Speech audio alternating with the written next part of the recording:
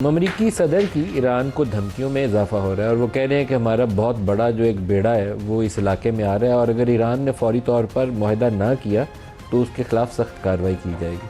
क्या चीज़ें वो ईरान से मांग रहे हैं? वो कहते हैं कि आपके पास जो एनरिच्ड यूरेनियम है वो आपको छोड़नी पड़ेगी। एटमी प्रोग्राम से भी मुकम्मल तौर पर दस्तबरदार होना पड़ेगा। जो आपके पास लॉन्ग रेंज मिसाइल्स हैं वो भी छोड़ने पड़ेंगे और जो प्रॉक्सीज जिसको इस इलाके में आप सपोर्ट करते हैं उससे भी आपको एक कदम पीछे हटना पड़ेगा।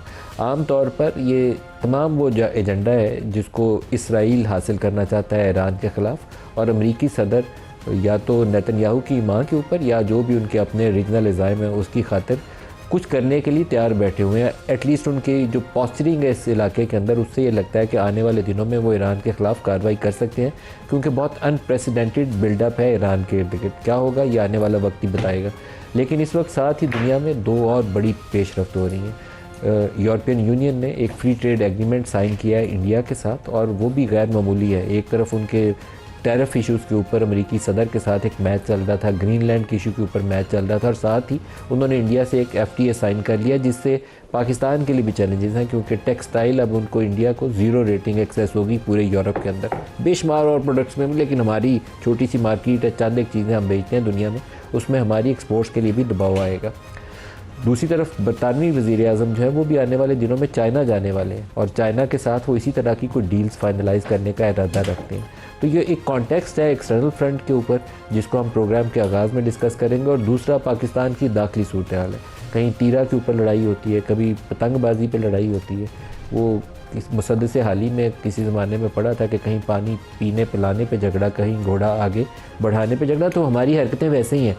हम असल चैलेंजेस के ऊपर फोकस करने की बजाय कि इलाके की सूरत हाल क्या है, हमारी बरामदात के ऊपर क्या दबाव आ सकता है, हम सिर्फ इस पे लगे हुए हैं कि कहाँ किस ओपोनेंट को कैसे फ़िक्स करना है। ये हमारी प्रायोरिटी नंबर 1 अभी तक तो यही कम से कम नज़र आती है। पाकिस्तान तहरीक इंसाफ की तरफ से इमरान खान की सेहत के ऊपर बहुत ज़्यादा आजकल बयान सामने आ रहे हैं और उनकी जो आँख के अंदर कोई सेंट्रल ऑप्टिकल नर्व के अंदर कोई इन्फेक्शन रिपोर्ट की गई है मुख्तलिफ रिपोर्ट्स के अंदर।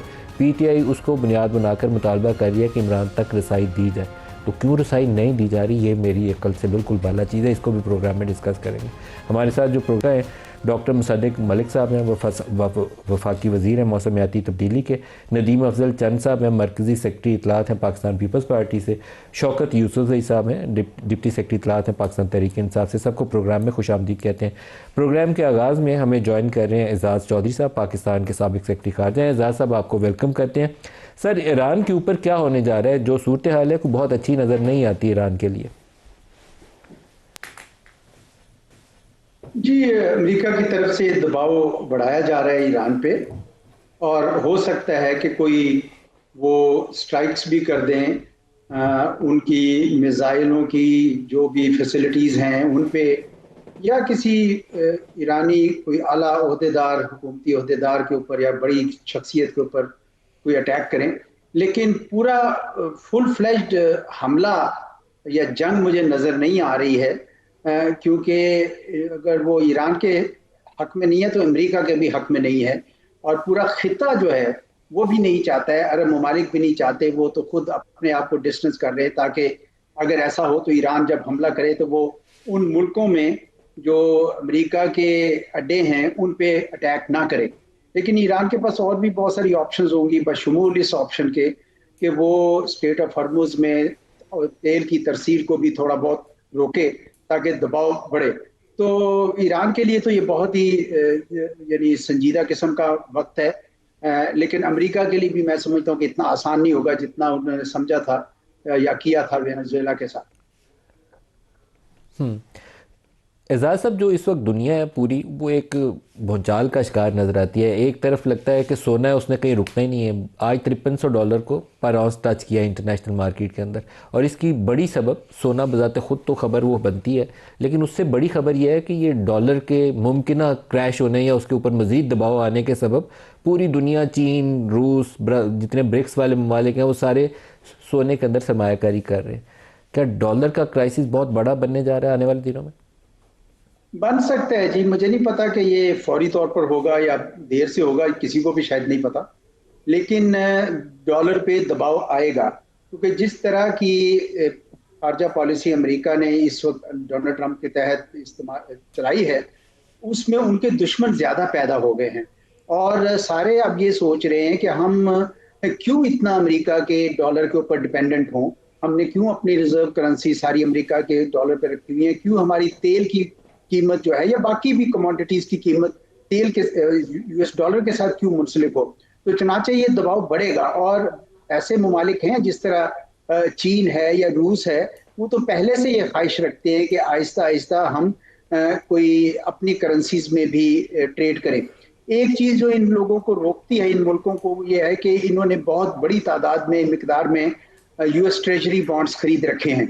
तो वो ये नहीं चाहेंगे कि उनकी अपनी जो सारी सरमायाकारी है वो खतरे में पड़ जाए। चुनाचे लगता है कि ये बतदरीज होगा, पहले वो उसको डिसइन्वेस्ट करेंगे, उसमें से पैसा पुल आउट करेंगे ट्रेजरी बॉन्ड में से, और फिर उसके बाद वो डी डॉलराइजेशन की तरफ जाएंगे।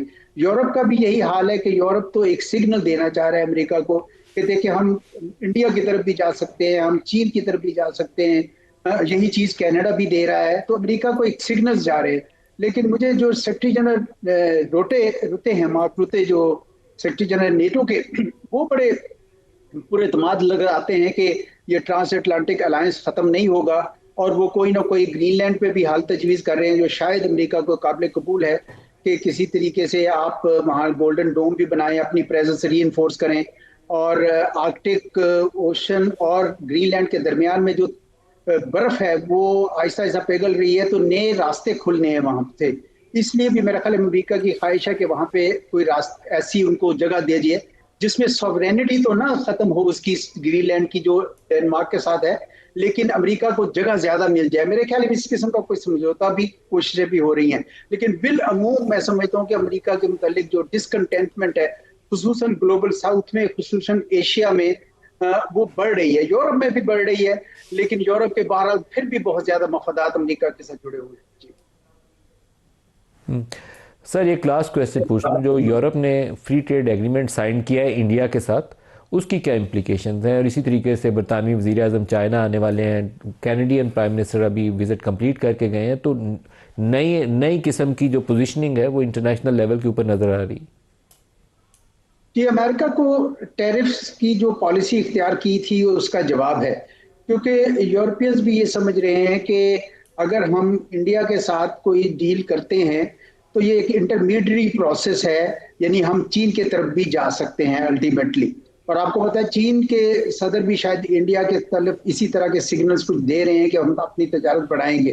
तो अमेरिका को इस सारे मुल्क जो है ना वो सिग्नल्स दे रहे हैं, चीन, हिंदुस्तान भी दे रहा है, भारत भी दे रहा है कि आप हमारे साथ फ्री ट्रेड नहीं कर सकते, देखें हम यूरोप के साथ कर सकते हैं। तो अमेरिका के खिलाफ जो इतिहाद है, आलमी इतिहाद है एक लिहाज से, वो बढ़ता चला जा रहा है। और मैं समझता हूँ कि डोनाल्ड ट्रंप साहब को और उनके साथियों को शायद अब अपनी पॉलिसी का जल्दी एहसास होने लगेगा कि ताकत का जो कुल्ली इस्तेमाल है या सिर्फ ताकत के ऊपर मुकम्मल इन्हिसार जो है वो कभी भी इतना कारगर नहीं होता। तो ये सारे इशारे उस तरफ जा रहे हैं। इसका कुछ दुनिया में नुकसान भी कुछ मुल्कों को होगा, जाहिर बात है। जो ममालिक यूरोप से तजारत करते हैं या जो इंडिया से तजारत करते हैं, बहुत सी तजारत जो है वो डाइवर्ट हो जाएगी इंडिया और यूरोप के दरमियान। इस वजह से कुछ मुल्कों को कैलकुलेशंस करनी पड़ेगी और वो फिर अपने रास्ते निकाल लेंगे, ऐसी बात नहीं है, वो कोई और रास्ते निकाल लेंगे। लेकिन अमेरिका जो है वो मेरे ख्याल में उसके लिए मुश्किलात होगी। एजाज चौधरी साहब, बहुत शुक्रिया।